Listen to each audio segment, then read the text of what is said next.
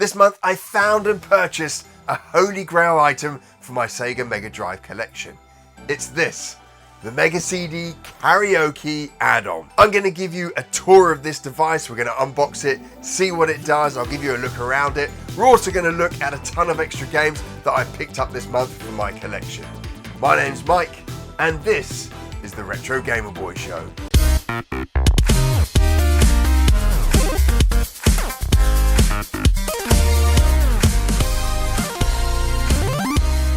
Welcome back to the Retro Gamer Boy Show and this very special collector's edition, because I've finally managed to add my holy grail item for the Sega Mega Drive and Mega CD. Now I have a 32X, a Mark I Mega Drive Generation 1 and a Mega CD with a modem in the back, and the only major add-on that I needed to add to complete the set was this, the karaoke machine. Oh, and of course I also have the Master System converter.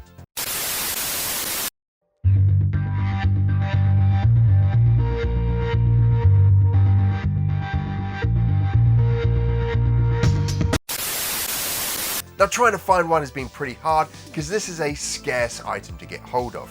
In Japan, 150,000-ish Mega CD Mark I's were sold, and often console developers will only make a peripheral that's about 10% of total sales of the console, if it's a really well-selling peripheral. And so we're lucky if this unit ever sold 15,000. It's more likely that it sold in total about 5,000 units. So it makes it very scarce. That and the fact that it only came out in Japan makes it even harder to get hold of.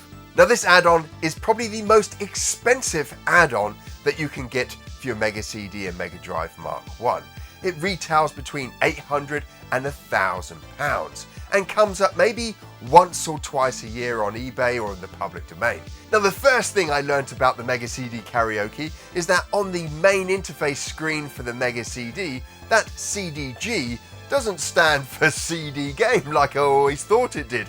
Nope, that is the CD standard that you need to buy if you want to play karaoke music on your Mega CD. It's the thing that brings up all the lyrics on screen and allows you to wail along to your favourite tune. The add-on box itself is only slightly bigger than the 32X box, and it weighs next to nothing. That's probably because the device itself doesn't have much inside it and there's no power adapter. Always found it interesting how Sega kept the Master System branding in Japan. So this is a Master System, and you can see it's this white background with this grey grid on top, and they kept that for the Sega Mega Drive, where in PAL territories in the UK we got black branding, so it's inverted, a black background with the white grid on top of it. But let's go around the box and take a look at it. Now this box is in pretty good condition, especially considering its age and that it's made its way all the way over to Japan, across Europe to here in the UK. And it's some really nice branding. I love this technical layout here of the machine, exactly what you get on it, what all the buttons do. And it's this 90s branding where you've got all this detail on there, little attention to detail, to logos, to fonts. Whereas branding, modern day branding, is very minimalist. There's not much on the boxes. It's usually a logo, a picture of the product in front. Whereas the 90s, you've got all these little logos. It was kind of very Blade Runner-like. Right, let's open up the box. Again, it's considering it's this flimsy card that Sega used for all their products, it stood the test of time pretty well. Now, like I said, mine is not complete in box. I am missing the registration card and the instruction manual, but I did get this bit of paraphernalia. Now, I'm not sure this paraphernalia came with it originally, but it's still nice to have. So in here we can see the different products that Sega had on sale at the time. There's the Mega Drive modem. I've got that boxed, perfect condition, complete as well. On the back there's the Terra Drive. That was the PC version, or the Sega PC that had a Mega Drive built into it. And then on this one here we have a load of games, the Mega CD as well. Pretty cool. Right, let's open this up. So we've got two sections to it. One is the cable section, and then inside here is where we actually have the unit. So if we take out the cables, we'll take a look at those in a minute. Let's get into the actual unit itself. take this top box off here. There is another piece of card down here, but that's just a bit of packing. There's nothing actually underneath it. And here is the karaoke machine. Now, it's so light. I actually thought I'd been scammed because when I got the box, it felt feather light. And there's not much inside this. It's just a circuit board really inside it. But here's the karaoke machine. Let's get this box out of the way here. Here's the karaoke machine. I love the branding down the side there, Mega CD Karaoke. On the back here we have our audio ports. So these ones go into your Mega CD and these ones go into your amp or stereo so that it can output the sound. There is a Mega Drive or Mega CD power input there, and you've got master volume on the back here. So you can change your master volume. You don't have to do it on your amp. You can actually do it on the back here as well. It also takes batteries, and that's what I'm running off here. So I've put some batteries in already, which is another cool thing. Especially as if you plug this in, it means you've got another adapter. If you haven't bought the awesome 3-in-1 adapter, if you have all the original adapters plug in, that means if you have the 32X, the Mega CD, the Mega Drive, and this, that's 4 power adapters. Right, on the front here, we've got an audio jack 1 and 2. Those are for your microphones. And then there's another mic slot at the front here as well. And on the top, it's just so well made. We've got these buttons here. So let's turn it on. The button's a nice click down button. And that will turn it on. You see I've got the batteries. It's pretty cool that I can just turn it on without having it plugged in to the mains. But it's a really nice motion, and all the buttons on here feel great. These are rockers, so this allows you to change your what key you sing in. There's echo level, so if you want to increase or decrease echo, and these are just rockers, so they rock back and forth. You've got your voice cancellation, so on the music CDs when you're playing them you can try cut out the voice so it's a lot quieter, so yours is more prevalent. And again, some really nice attention to detail here, different colored lights here, so you've got red, green and orange lights there, and then obviously for the chorus, and the buttons feel really nice. They've got a real click to them as well. And up here we've got the 2 balance dials for mic 1 and 2, and they feel really nice. There's a nice smooth motion to them. They're not loose at all. They're nice and solid. There's a nice amount of friction to them as you move them up and down. And then here we've got the audio control dial at the top here. And again, there's a nice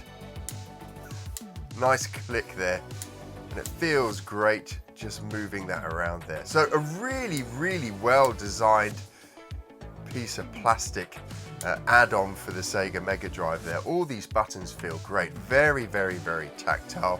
A nice, neat unit. It butts up perfectly against the Mega CD and Mega Drive. It's exactly the same height for the Mark 1 Mega CD and Mark 1 Mega Drive together.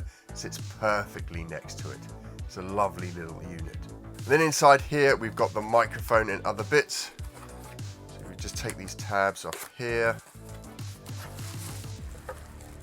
And we have our audio cables here, left and right. And then inside here we have a microphone. And this is a Sega branded microphone. And I believe you could buy a second microphone loose as well. Well, not loose, it came in a box.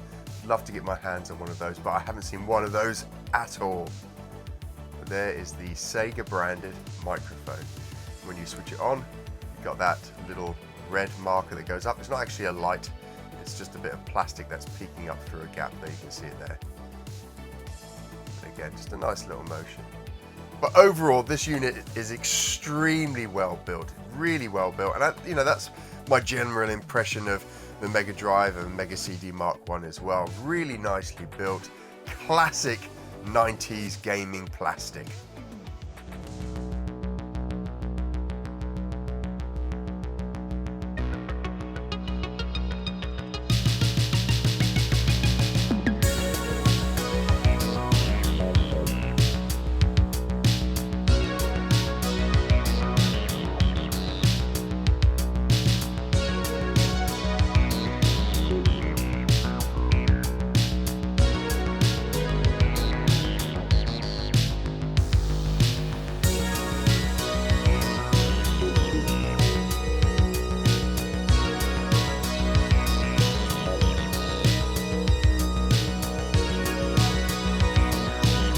Now, as well as picking up that awesome holy grail, the karaoke machine, I've got a few games as well this month.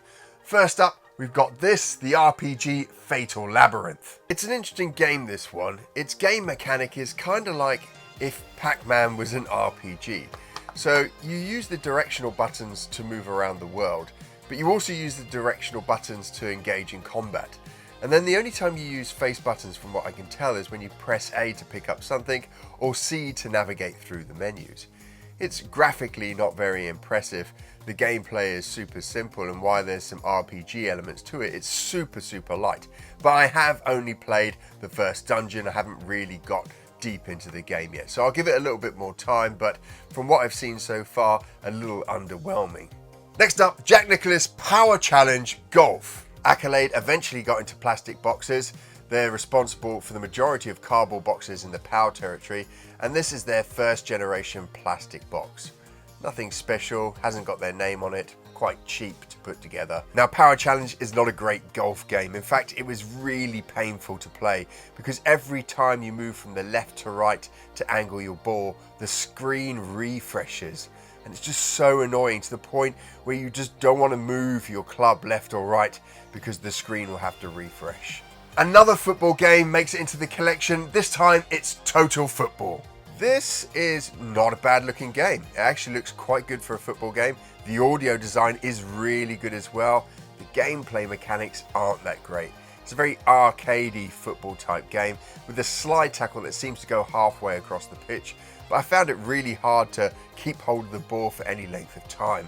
The AI was just so good at taking it off you, and the control was terrible. It feels like I have 4-way play rather than 8 directions. The second game in the Pele series, Pele World Tournament Soccer. Now, this game is the exact opposite of the game we just looked at, Total Football. The graphics in this game are terrible, the audio in this game is terrible, but the gameplay is okay. It's a very different football game. I'd say a more strategy football game, definitely a lot slower, but you get a lot more of the ball. There's sliders going up and down for different strength, and you can position people on the pitch as well. But ultimately, it's like Total Football, not a great football game. I've got another boxing game to add to the collection, and it's not even the final one. It's Evander Holyfield's Real Deal Boxing. I don't know what it was with the 90s, but there were a ton of boxing games, and a load of them for 16-bit consoles. And this one here is not a bad one at all. Visually, it's quite nice. The audio design in it's great, and the gameplay is really fun as well. Now, I've played through about halfway through a career mode where you get to custom design your own boxer and then take them through their career. It's actually quite a lot of fun to do, and most of the boxing games on the Sega Mega Drive are fun to play. And the last game I picked up this month is this, Jurassic Park.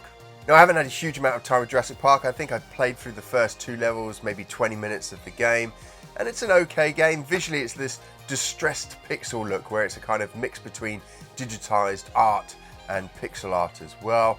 It's an okay art style if you like that sort of thing. The audio is a bit hit and miss. Sometimes you get some awesome sounding samples, the other time it's a little bit scratchy, and the gameplay is kind of run-of-the-mill, something you'd expect from an early 90s platformer. That's it for this week's show and this month's collector's edition, but hang around because we've got another Holy Grail item that I also picked up in January. Now, if you want to learn more about your Sega Mega Drive and Genesis, of course, hang around here. We're always going to have the latest news and games for you. But you can also head over to the Sega Mega Drive Extreme Collectors group on Facebook, where you'll find a ton of like-minded people who just love this console. Now, if you've enjoyed today's show and you're new to the channel, why not consider subscribing? You can do this by clicking on a little button just below this video. We put out brand new retro gaming videos every single Monday, and so that you don't miss it, make sure you also hit the little bell just below the video. Now, if you can't wait till Monday, don't worry, because we've got a huge back catalogue of retro gaming videos for you to enjoy, 2 of which you can watch over here.